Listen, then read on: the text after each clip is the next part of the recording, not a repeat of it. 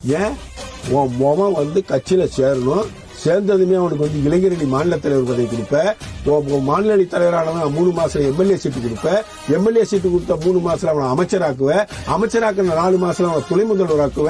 உன் புள்ளெல்லாம் வந்ததுமே உச்சாணி கொம்புக்கு போகணும். ஒருத்தன் கட்சி ஆரம்பிச்சு அடிப்படையில இருந்து நடிகனாக இருந்து பாடுபட்டு இந்த மக்களை மகிழ்வித்து ஒருத்தன் கட்சி ஆரம்பிச்சு அவன் ஃபீல்டுல இன்னும் 20 ஆண்டுகள் கோலோச்ச முடியுங்கிற நிலையை துறந்து விட்டு கட்சி ஆரம்பிச்சு இங்க நான் அடுத்த ஆட்சிக்கு வருவேன்னு சொல்றான்.